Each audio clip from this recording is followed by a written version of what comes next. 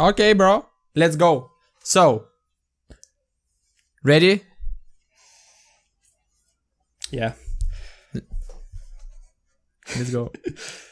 5, 4, 3, 2, 1. Hello, everybody, and welcome to Before the Valley. Hello, Peter. How are you? Hello, pretty good. How are you? I'm good. So, how's watching Casa de Papel going out for you? this is what I was gonna raise. Basically, we spent the last 15 minutes discussing La Casa de Papel or Money Heist, and we were discussing different scenes and comparing the first 2 seasons and the last 2 seasons. But I'm curious to see what's gonna happen in the 4th season, because Rumen, my flatmate, he told me that it's ending in a similar way to the 3rd one, and it ended in a disgusting way, because if you don't have the 4th one to watch, you will be like, what the fuck happened? No, it ends very intensely. I think Nairobi was shot, Raquel was shot as well, and everybody's dying. El Profesor, he's in the forest surrounded by police, and yes, man. But no, the 3rd season, when the 3rd season ended, it's intense. But when the 4th season ends, you'll be pissed. You'll just be like, what the hell? Okay. So I expect that. Okay. Are you gonna binge watch it? No. No? What? No? I'm gonna be moderate. We'll see. Yeah. I know you're gonna binge watch it, so we'll see. So usually I'm very moderate when it comes to watching such stuff, but the last 2 seasons I surrendered to all the pressure when it comes to, you have to watch it, Nikolai. Come on, the next episode, it's starting already. And do you know what? Man, this guy watched Star Wars for like 3 months maybe. So what he would do is like, he would put on a Star Wars film, let's say first part, and he would like watch 15 minutes and he's like, okay, I'm done. 15 minutes, okay, that's enough for today. I'm like, what the hell? And he would also, like, we would do something, like we would be in a, let's say, we would be meeting online with other people, and like we would be talking. He's like, okay, I have to watch my Star Wars film. And he would watch 15 minutes and then go to bed. Yes, exactly. So because I know that's how moderate he is, yeah. Yes, but this time I surrendered to all the temptation when it comes to La Casa de Papel. Netflix, good job on that one. Yeah, because Netflix is mad with cliffhangers, so. Yeah. All right. Do you want to start with the episode for today, Peter? Yeah, sure. I have a story to present. It's not a story, it's more of an experiment. It comes from Jordan Peterson's lecture. I'm gonna link that up after in the caption of the episode. So basically what he was describing is, first of all, the topic is the topic of fear, and how fear can be used as a driving force, as something to push you forward rather than something to stop you. So he was explaining about different experiment with rats, and you know, rats are being tested for medicine and stuff. They share a lot in common with humans, and their biology is pretty similar. Obviously, they're mammals, and the way their hormones work, for example, are quite similar to the way our hormones work. So that's why they test medicine on rats first. So in this experiment, they were testing different motivations for rats. And one of the motivations was food. And what Jordan Peterson was explaining is, rats are very motivated by food, and depending on how hungry the rat is, it will be willing to work more on a specific task and put in the effort to get the food. So if you starve, let's say, the rats, they'll be more willing to do the work for the food. But what he was explaining, and he was saying that this applies for humans as well, as he was saying it applies for humans especially. And he was saying negative motivation inspires us to do more, pushes us to do more than the positive one. So for example, in the case of rats are very afraid from cats, but they can also sense the smell of cats. Yeah. So there's an experiment they did, and in that experiment they would put food at the end of a maze, and in the beginning of the maze they would, I don't know, somehow put cat smell. So there would be a sense that there is a threat for the rat. And when they did that, the rat was much more motivated to go towards the food, towards its goal. It was much easier to make the rats go through the maze when there was a negative stimulus as well. So this is just an example of how fear, in this case, the fear of the cat, can be used as a driving force for the rat to complete the maze.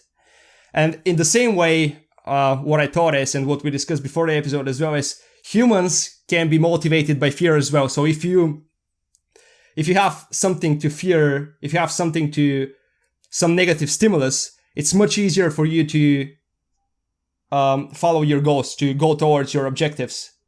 So that's the story, and I think it's very applicable to, as I said, to humans as well. And I'm thinking, what are your thoughts on fear as a driving force? And do you see any other similar analogy to? Because I know we've discussed like Stoicism and stuff. So do you have anything else to add to this in terms of a different perspective? Yeah.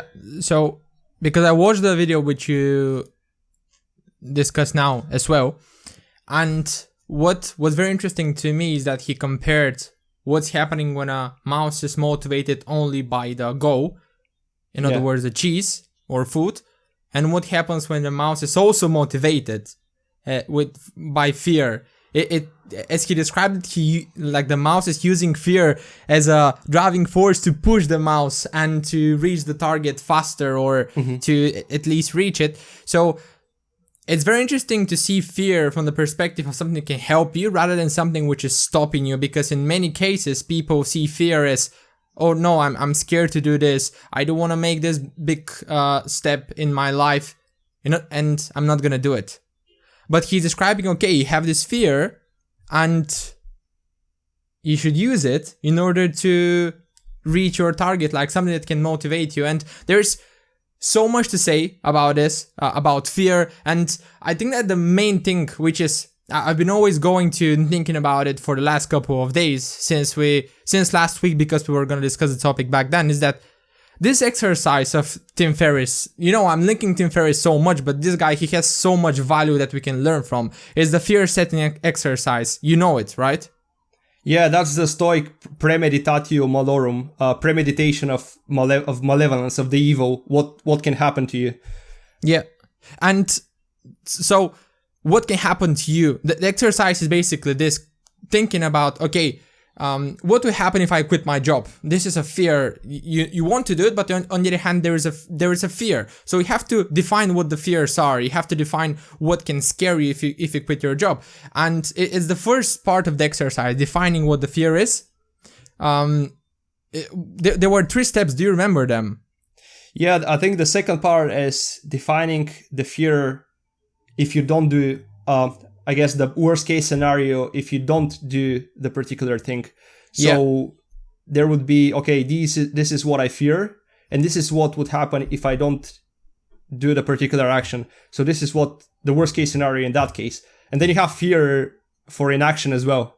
I think that was the point of comparing the two situations. This was from Jordan Peterson, but in Tim Ferriss, because he has 3 dimensions. One of them is fear, define it, and think about, okay, he used the example of going to London and the fear that he might get depressed or that he might forget to do his taxes. So when you define your fear, you know that what are the actions that you can take now in order to at least reduce the chances of this bad thing to happen to you. If you go to London, if you feel depressed because there is no good weather, you would go to Mallorca, you would go to somewhere where it's very sunny. So you already have this counteraction to your big fear, and you accept it. You don't ignore the fear, but you're kind of like, okay, if it happens, I know what to do. I'm not gonna be F-upped.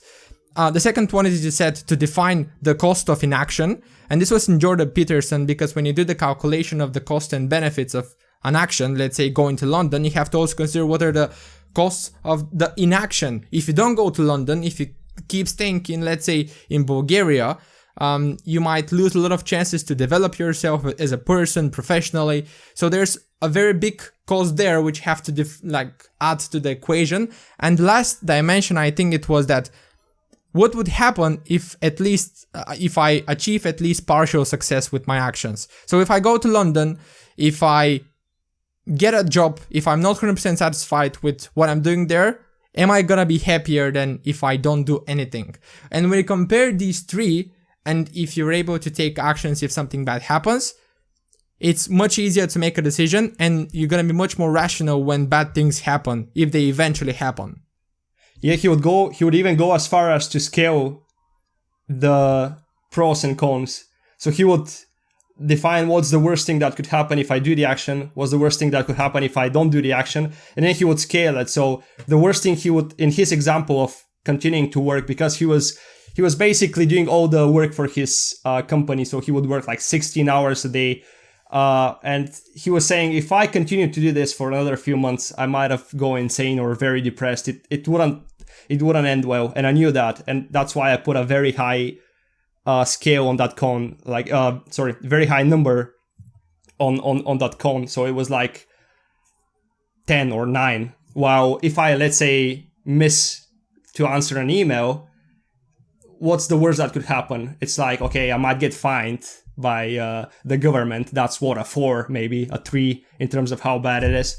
So he would scale them in that way, and in the end, compare them. Yeah, exactly. In the end, compare them, because if you're just looking at the cons in terms of, okay, how many bad things can happen, and then you have one big one, if you don't consider how big, how impactful they can be. Exactly. Yes. Yeah. And I want to mention something else. Sometimes you would have something bad happening to you if you do the action, and something bad happening to you if you don't do the action, and they will be pretty similar in terms of intensity, so you wouldn't be able to, I guess, decide on what to do. But what I learned from Seth Godin is that you should always go for the thing you fear more, despite it being objectively relatively similar to the thing you don't fear that much. So let's say not doing something, you wouldn't fear that. It's like staying in the same position, but doing something you might fear because of your, I guess, subjective perception of it, despite the objective reasons being the same. So he was saying these things, which you fear more, but don't have like very bad consequences, are usually indicators of progress. So they are indicators of progress because there is something in you, the stakes are high. There's something in you that okay, there's a high risk because this thing gets me forward my goal. So if I don't complete this thing, then I'm not getting towards my goal. So that's what makes the stakes so high. That's where the risk comes from subjectively.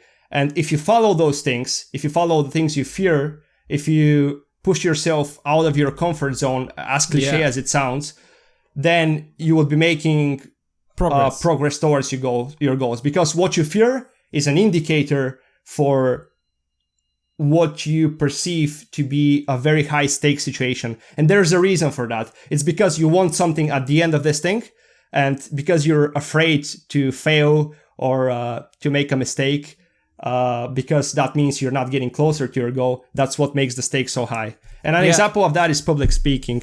And it's like, you don't have an objective reason to be afraid of public speaking, but being bad at public speaking might be a reason for not doing it.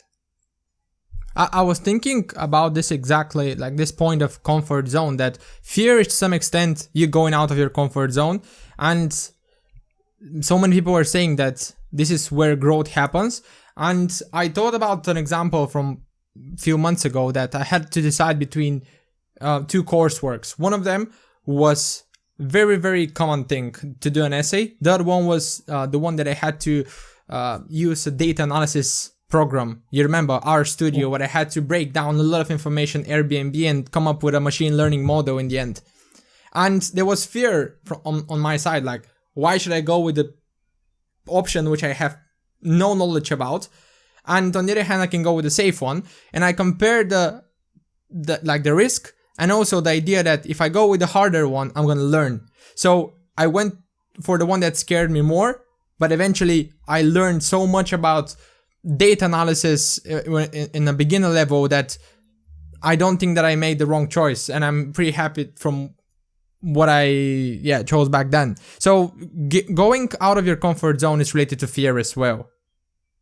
and it's Yeah. related to progress. Yeah, exactly. So did you think on why you were afraid from this option? Was it just because it's difficult, or? Yeah, difficult. I had no idea what was going to happen. So it was lack of knowledge and awareness of what can come up as obstacles. And eventually it was very hard.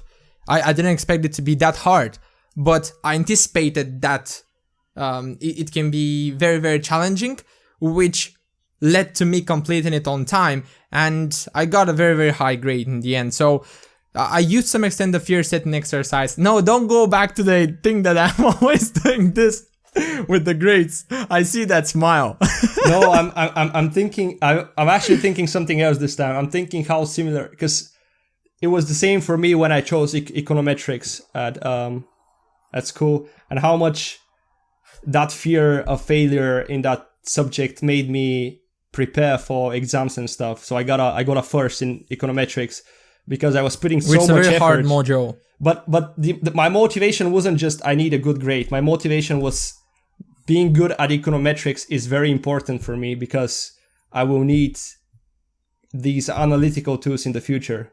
So we're just like, I need to ace that. I need to ace it for my life. I need to ace it because it's useful. And I think that fear, again, indicates something that's useful for me. So I knew I was afraid because this will be useful for me in the future. So I went for it and I studied that much, and I used fear as a motivation to study that much. And then that's why I aced the exam. So this is just another example of how to use fear as a driving force. Do you know that I was watching some videos yesterday, and Tony Robbins, very famous public speaker, he described fear as not a negative emotion, but an emotion which you need to learn to dance with, because it can guide you in a way that nothing else can. And to use fear to your advantage is something which I think is, we said it already, pushing people to break the limits of their potential now and, discover new potential which they never considered before that. And yeah, I agree completely. It's fear of so many stuff. I guess the push for adventure as well, in a way. So yeah, because all the explorators throughout history were afraid of what they're gonna do, but that's why they did it in the first place. Do you know that I found a very, very interesting article which I mentioned to you, but I didn't describe it, from Harvard Business Review. They interviewed many, many entrepreneurs, and eventually they came up with data which was saying there are good and bad fears. And there are fears which make you very aggressive in terms of reaching your goals and pushing more. And some of them are, let's say, financial fear, which is personal or in a business context. You could be scared that you're not going to be able to pay your bills, or that the business is going to go bankrupt, which is making you to analyze furthermore your options and your alternatives and get the better one, like the best one. And these are the good fears. On the other hand, there are some bad fears, which are, let's say, you lack you don't believe in the potential of your idea or your potential to execute it, which leads to you sometimes choosing the easier path, or you not pushing as much as you need to do, but rather thinking, oh, is this a good idea, or should I focus on doing something else? And these are the bad fears, and they described ways in which people can overcome them. And it's very intuitive, very straightforward. One of the ways through which you can overcome such fears is by learning. So if you're not sure if your idea is good or that you lack the potential, learn. I mean, communication skills, you might be scared of going in front of public. Do a course or find a mentor or somebody that can teach you do it. You're going to be very confident afterwards, and you're going to eventually be braver and go in front of people to speak, or about your business idea. If you're scared that it doesn't have the potential, analyze the market, the different alternatives, and come up with a conclusion. Is it good or no? Like, the fear shouldn't stop you from executing. And the other one was that you have to emotionally monitor yourself when it comes to emotions. Because sometimes fear can make us make bad decisions. If you're feeling down, you might say, oh, I don't believe this idea, I'm gonna leave it today. But tomorrow you're the state of emotions could be way better, and you can say, okay, this is a very good idea, I'm gonna pursue it. So you have to monitor your emotions, because sometimes you have to leave time, you don't have to be very direct when it comes to making decisions under such like very hard emotions. Yeah, so, I guess that's the point of not rushing under stress. And I do agree with this. Do you think it's intuitive to differentiate the two types of fear? Because you mentioned one can stop you and the other one can't. Because I think it's you can kind of feel when you're afraid because of, I guess, irrational reasons, and when you're afraid of, I guess, because you can fail miserably. So let's say in the idea with the startup, the idea that you have, you could fail with this, and then like this, there's an actual threat there. While let's say the fear that, I don't know, you're afraid of starting, I guess, doing public speaking, in that way it's very irrational for you. It's just like, what's the worst that can happen? It's not that bad. So do you think there's a way to differentiate those? I think I'm not very sure, because what I would do is just analyze the whole situation and see whether I'm being objective or no. Because here intuition also comes into the play. Sometimes intuition can be mistaken for fear, but this is like the fear of the current present moment, which is what we discussed back then. So yeah, I guess I would think whether my fear is objective and whether I can overcome it somehow, which brings back as well this fear setting exercise, thinking about, if my fear is here, how can I tackle it when the bad thing happens, and how bad is it gonna be if I don't do anything? Yeah, I guess it goes back to that exercise. I agree, and looking for objective reasons. Okay, I think that sums up the topic quite well, because we regress back to the exercises which can help you overcome your fear and use it as a driving force.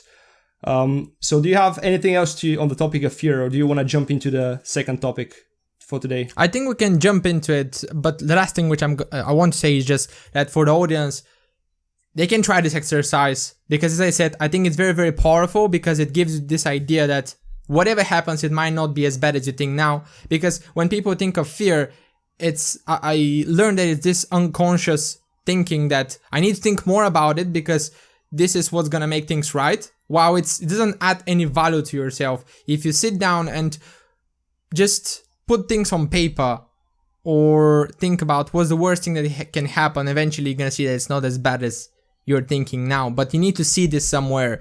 And this fear setting exercise is a very powerful tool, which I think is very practical as well. Mm-hmm. Okay. Yeah. Let's jump into the second topic. So the second topic is gonna be related to how to manage costs and like finances in startups and young companies. And I was thinking, why we're discussing this, and do you know why we're discussing this? No. It's Heshao. One of our teammates, she said that this is gonna be something very valuable for her, and like in overall, she thinks that's a very important topic when it comes to business.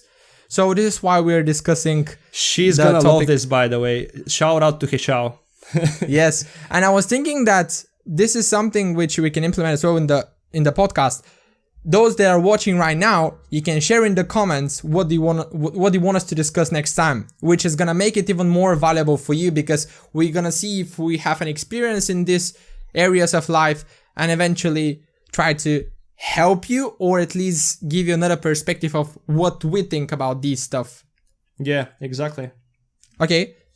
So do you want me to start with this topic? Because I think a lot of it is based on our personal experiences as well. Yes. So I want to start with a more personal story, because it's a very emotional story for me. Okay. And something else, I have a very, very good gem from Y Combinator. Y Combinator, I realize that we have never discussed what it is. It's a incubator for startups in the Silicon Valley, where startups are being built at biggest scales. I don't know. So yeah, it's probably one of the most successful ones. That you can find. One of the most successful incubators. They basically help founders.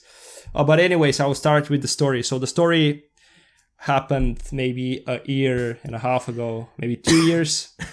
So we just started our startup. We were running for a few months, maybe a year back then.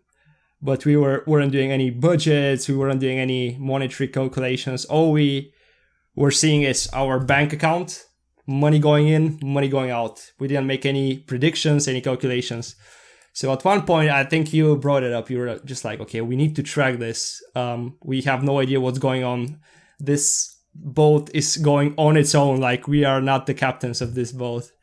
So just to add, it was after our best month back then, since starting the business. Yeah, or was it?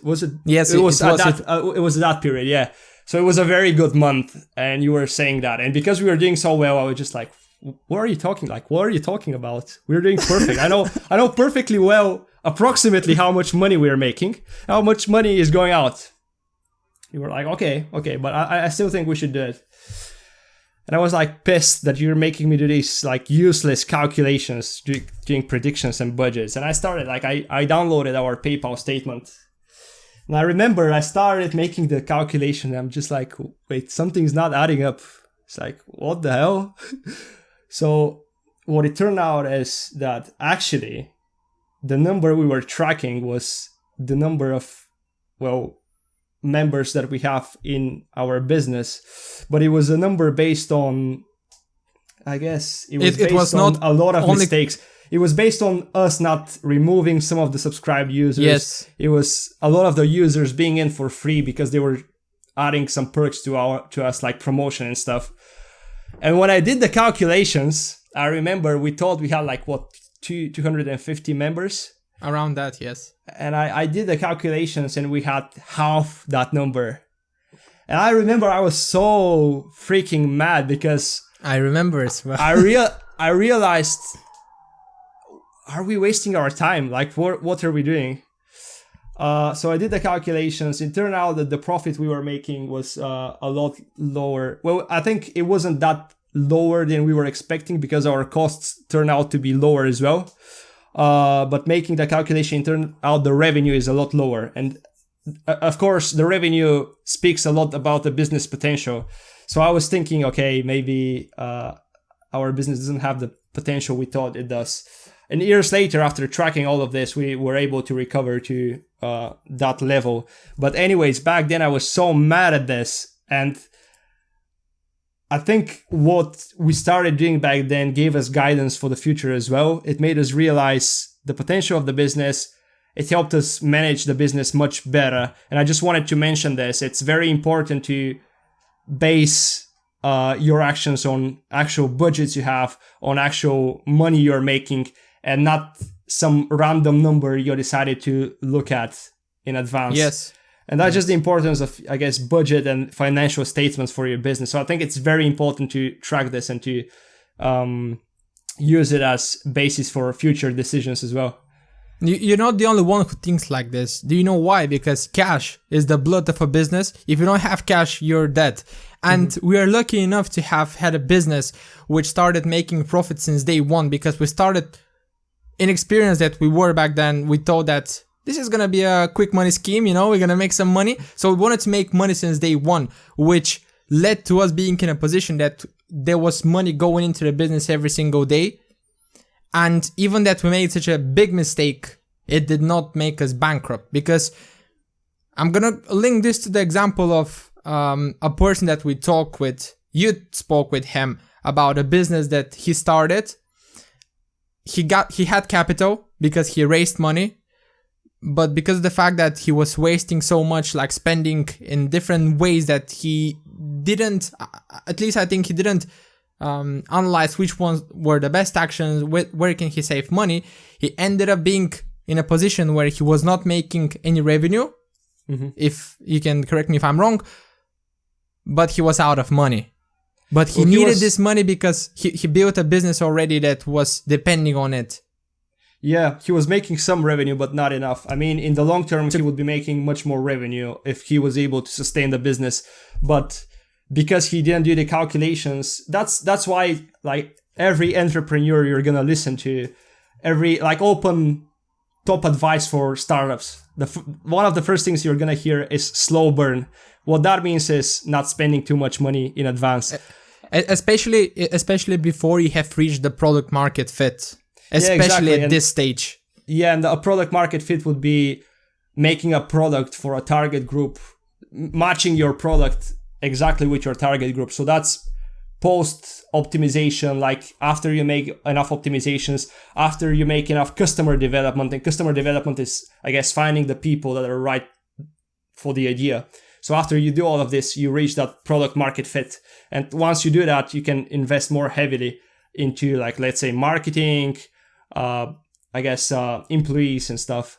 But the point is, before you reach that point, it's very important to do the slow burn, because as the person I was talking to, he was saying, we were that close to be successful. You know, we were going for investment. They were very close to, I guess, creating a sustainable business. But because they were spending too much money in advance and they weren't predicting it right, they weren't paying that much attention to the financial side of the business, they failed, and that can happen to a lot of other businesses that depend on, I guess, what comes in. Yes, and not only what you spend. I have some stuff to say. I'm gonna just go straight to this Y Combinator video and an essay. One of the main points which you mentioned already is that a startup must know its numbers and it must be following them on a very, very frequent basis. Because, like, something which I want to add to your story is that we were doing statements, but eventually we stopped and we started doing them every 2 or 3 months, which was not enough for us to know what's the current position and state of the business. So one of the advice which the CFO of Y Combinator, in other words, a person who knows about finance, said is that founders must follow very, very strictly on a weekly basis and sometimes on a daily basis if there is a lot of activity, how much money is going into the business, how much is going out of the business. And there are some metrics which, after you follow this, you need to calculate. And one of the most important one is how much time do we have until we are dead. Because in startups, this is how much cost do we have now, and after doing the calculations, you have to consider at what point are we going to be profitable, and at what point are we going to be profitable enough so that we cover these costs. Mm-hmm. If you don't do this, you're going to be dead. Yeah. And knowing how much money goes into the business and how much money you spend on a daily basis, you're going to be able to have a good idea of how long you have until the company is dead, or your idea. And what's the reason for which many people don't do it, and we are part of this group, is that, one, we think that it's too early to do any kind of calculations like this, because, we have the business, everything is fine, we don't need to be following what the finances are. And we thought it's obvious as well. Yes, and point 2, which is very relevant to us, and I think it's a very good advice for us if we succeed with the new venture that we're building right now with Nikola, is that founders rely too much on fundraising. They think that, oh no, if something happens, those investors are gonna give me more money. Mm-hmm. But you need to consider every single fundraise as your last one, because if you end up in a point where you're not gonna be profitable soon, and those investors see that there is not enough potential in your business, they're gonna be thinking, why am I spending money with you? You're not going profitable anytime soon. I'm wasting my time and my money. And on the other hand, sometimes these fundraising rounds, as we already know from our experience, indirect one of seeing people going to such rounds, Vignesh especially, is that it takes a lot of time. So if you don't know how much time you have until your company dies, if the fundraising takes 5 months and your company is dead in 3 months, then you are out of the business.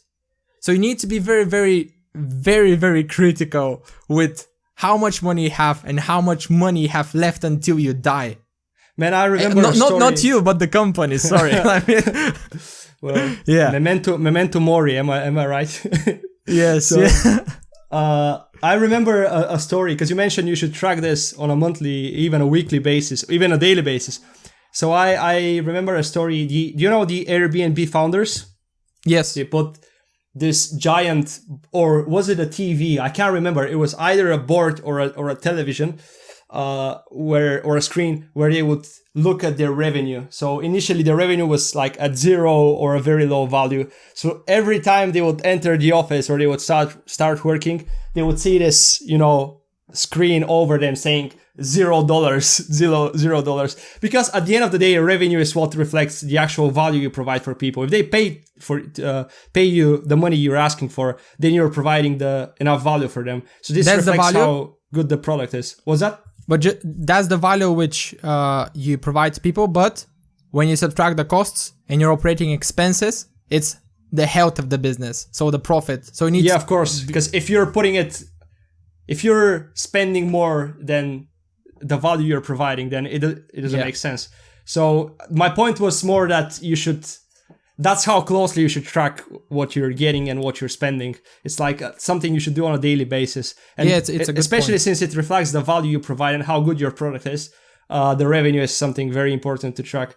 And also something else I wanted to mention is, because these are scarce resources. Let's say how much you spent. You have, let's say, a budget, you have some capital, you can spend that. But the only thing, in my opinion, that is unlimited is the founder's motivation and effort. So everything you can pay for someone to make, if it doesn't take too much time and from you, and if the opportunity costs are not too high, you can probably do it by yourself. And of course, there's a limit to that as well, but I'm saying unlimited because you can technically spend your whole life on an idea if it's good enough. I agree. However, the disadvantage not the disadvantage, but the risk in doing everything yourself and eventually outsourcing some of your activities is that you can underestimate the cost of acquisition of new customers, because when you do stuff, you don't pay yourself, or you pay yourself minimum salary. And when you have to hire somebody, which is what happened with us. Okay, it's not a good example with Vignesh, but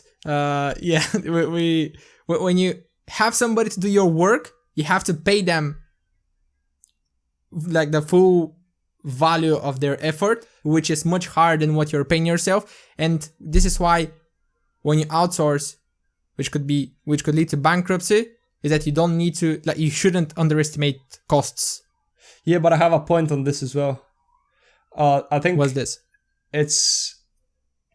It's also the opposite. I know a lot of businesses. I remember Gary Vee speaking to one of his, I guess, business partners. He was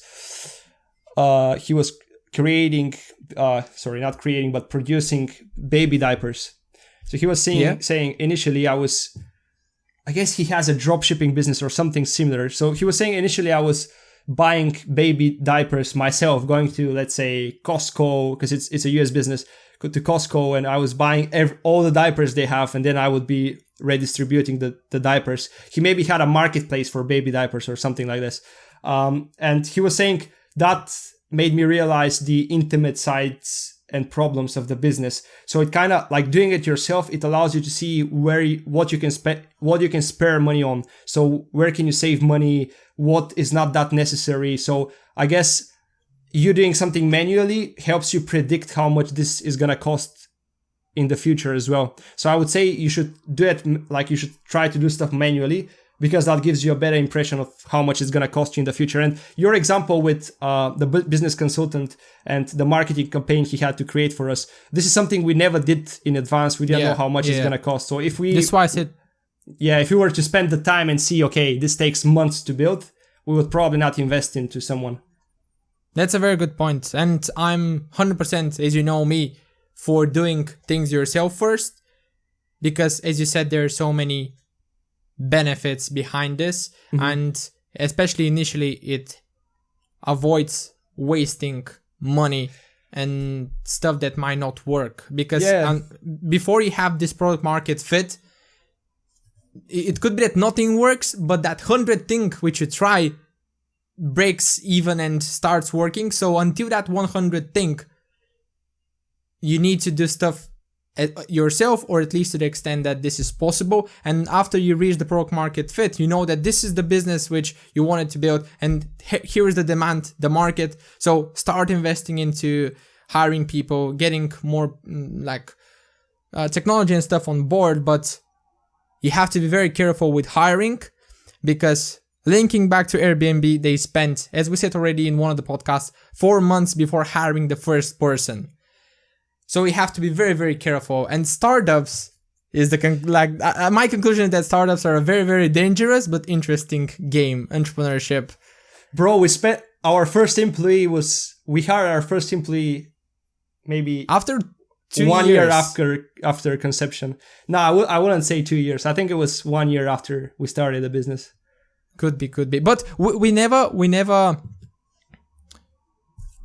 I mean, before that, we were not at a point that we're burning out or stuff. But yeah, because we automated a lot of it. Like, we were able to automate the whole process. I remember first month we were doing everything manually. The first month we started our business, Nikolai was getting panic attacks every single day. I remember he was just like, "Oh my god, I can't deal with this." And then we started automating, so that freed up more time. We started getting clients, so it you kind of pushed through it. Yeah, it getting more people on board, which we spent reasonable time on. However, if I had to do it again with the new venture, I would spend even more time on these specific tasks, like trying to get the best people on board. This freed a lot of our time, which led to us being able to focus on more important stuff, which have more impact, which is what essentially the idea of the co-founder is, to give ideas and to be this person who is bringing the business to new levels. Mm-hmm. Yeah. So do you want to end the episode? Because yes, do you have a quote for today, or? No, I was thinking about this, and we do not. But that's fine. That's fine, I guess. I think that the quote for today could be "Memento Mori," which you mentioned, which is a Stoic quote, or it's not a quote. It's part of the Stoic philosophy, which is you're gonna die one day. It is the direct translation in English. Yes, we are all gonna die. It's something like something. And like the this. whole idea is that no matter what you do, you're gonna die. So why being scared of stuff, or why not doing your utmost to unleash your potential? You have to embrace those fears. You have to accept them, not to fight them, because if you fight your fears, they are gonna come back, and this is gonna lead to you having more fears. So embrace your fears and do what's best for you to become better, because eventually you're gonna die.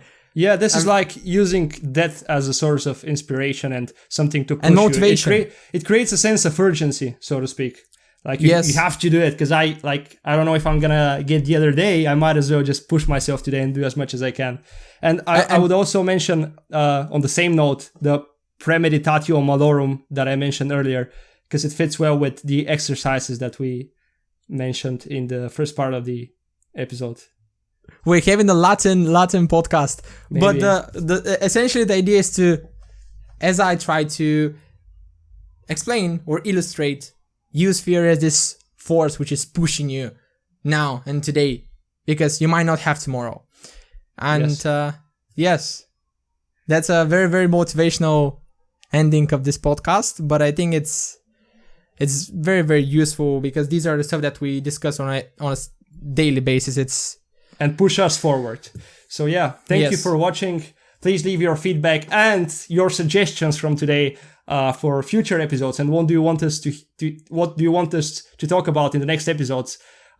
We would enjoy seeing that and would consider it for future topics. And if you enjoy watching the show, please do subscribe to the show.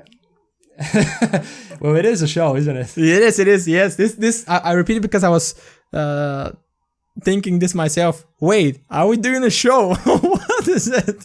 It is. Yes. I mentioned it last episode. The show must go on. Yeah.